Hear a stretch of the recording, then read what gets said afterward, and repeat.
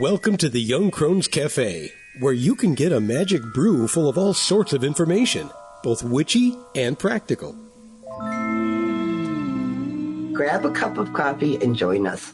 I'm Elizabeth, a wordsmith. And I'm Dave, a modern-day sage.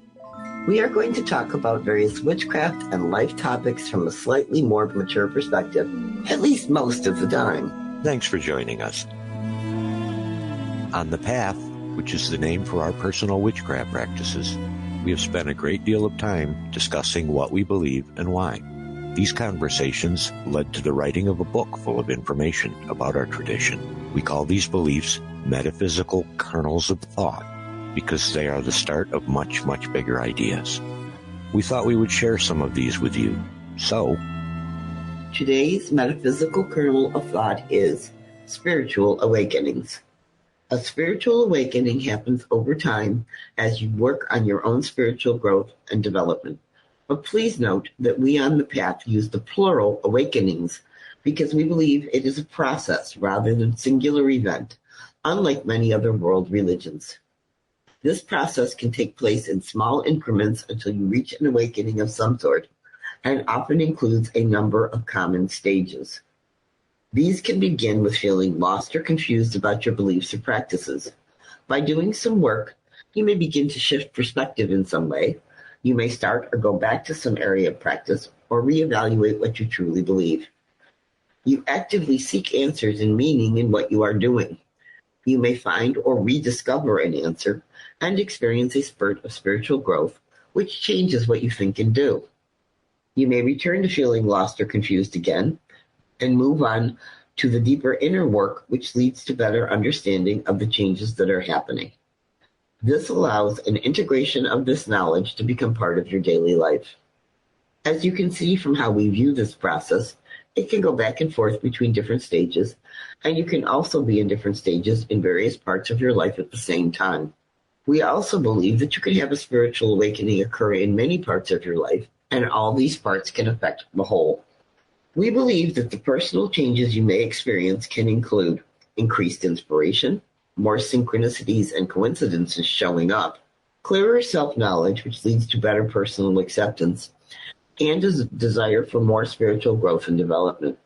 Once we started walking the path, our spiritual practices have led to the experience of these small awakenings, which when combined have led to larger awakenings and so on.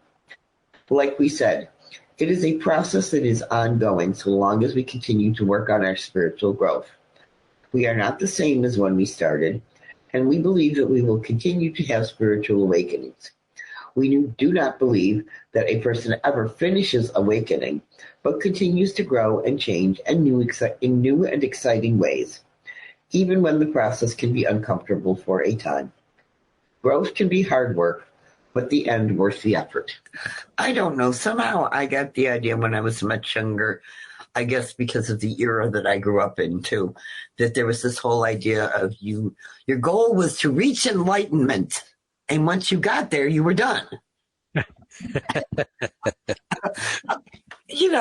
And there was this guru and that guru, and they were supposed to have all the answers to whatever bothered you about the universe or yourself or whatever.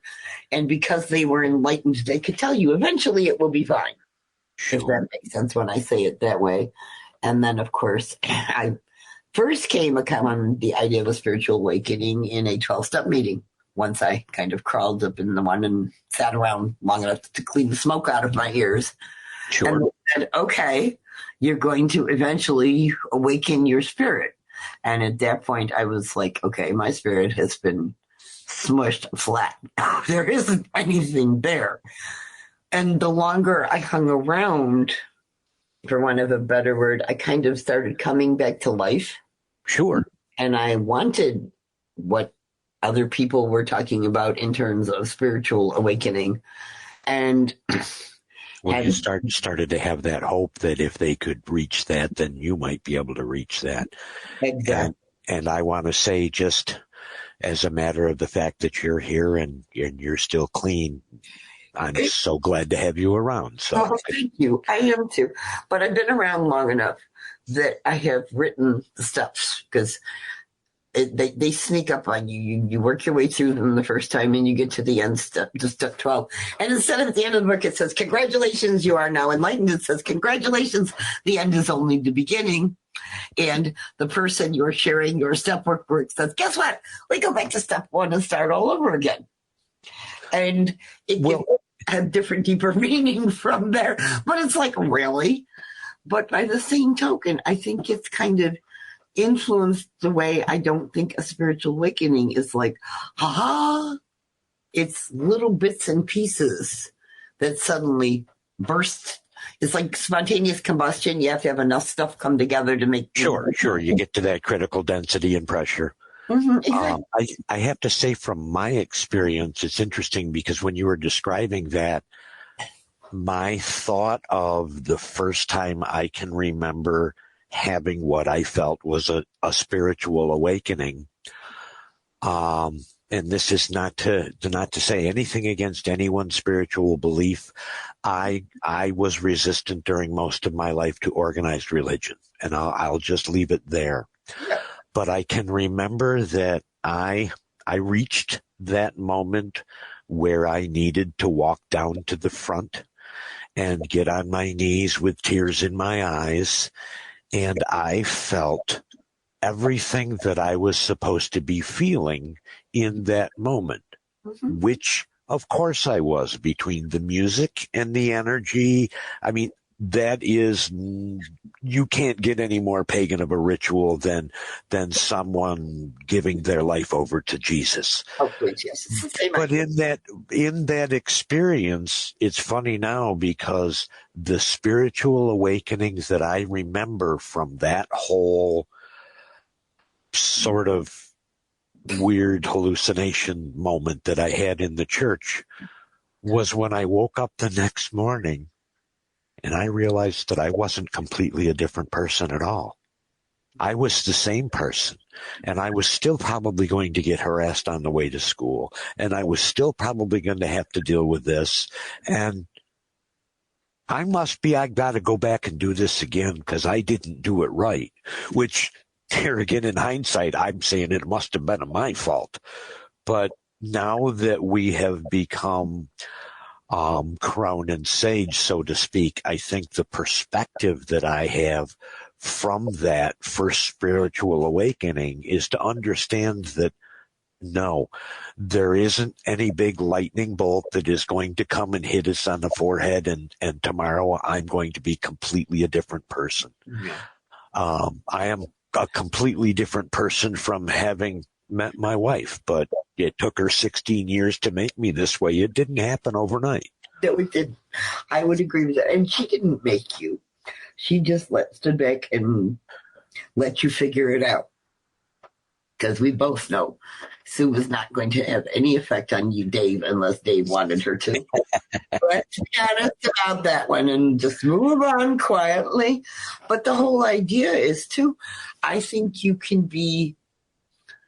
I get very wrapped up in the whole idea of I can be way up on a high spiritual whatever awakening level in one area of my life or practice or whatever, and still be completely unawakened in another area all at the same time.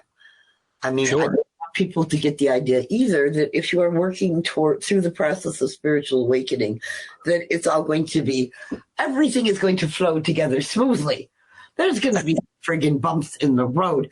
If you look at the common stages, because believe me, I researched that for quite a while, to see what other people had to say about what they felt when it was happening. And there's that whole lost and confused and the back and forth and the questioning. And there are times it can be uncomfortable as hell.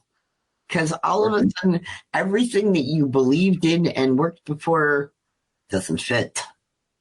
And that same questioning of, was I completely wrong? Or have I outgrown some of this stuff? Well, what I'm learning, and I can only speak for myself here, but what I'm learning finally is to embrace the fact that for me is kind of every morning. Mm-hmm. Back to spiritual awakenings, I'm sort of trying to live a life where I have them every morning and oftentimes through the day. So when I first saw that that's what we were going to talk about for this episode, I took down a couple of notes just as things kind of came to me during the week. Mm-hmm.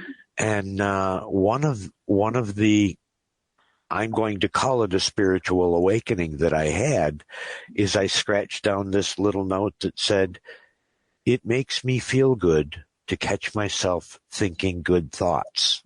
Mm-hmm.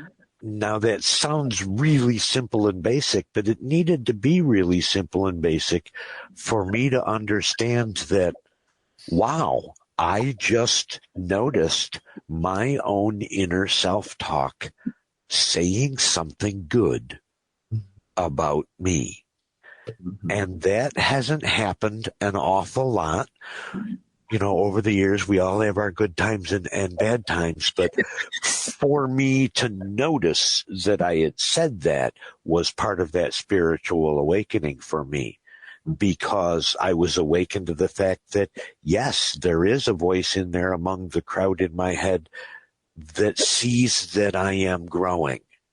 So my spiritual awakenings recently have been, and you know this from conversation with me, have been about realizing I'm actually having 2 and 3 good days in a row, and those kind of things, you know, I'm trying to learn not to fight them and stuff like that. But again, the spiritual awakening aspect is that I'm noticing that I'm having good experiences, and I'm noticing that I'm having happy or healthy thoughts, and I'm noticing that I'm having good experiences and interconnections with both my coworkers and my customers and whatnot.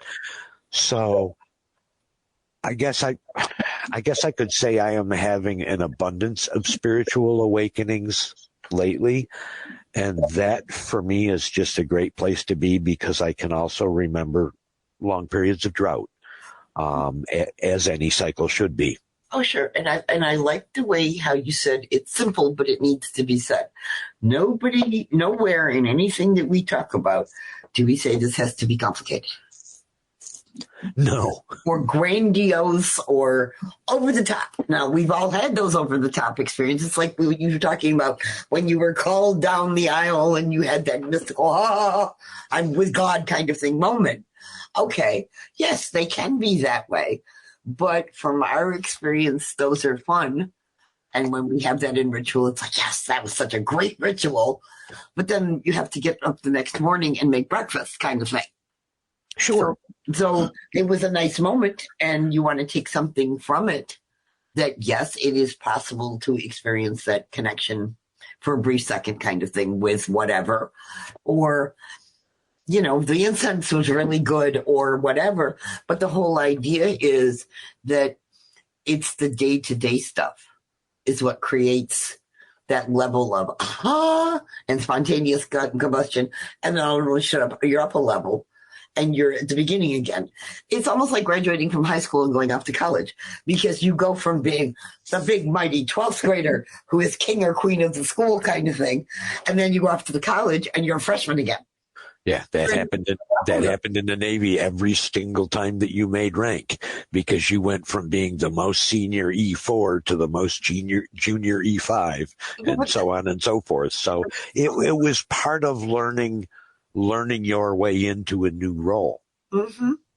And that's what a spiritual awakening does, in a sense, because you are creating your own role as walking a path, and how you're going to present yourself to other people with the little bits that you're getting along the way, and seeing what other people do, and recognizing there are times I can be a real asshole about this and I'm choosing not to be. Or, like you said, I'm having thoughts that are positive. Well, right now I'm having an awakening from the words that you said there with, yeah, I am actively creating the role that I'm going to play in this organization and in this podcast and in this relationship. So, yeah, absolutely. Spiritual awakening. I am too, because it's different. You know, when I sit and talk to Sue, we finish each other's sentences for years because we have talked about this stuff endlessly. And it's neat to talk to somebody who I can see you be great.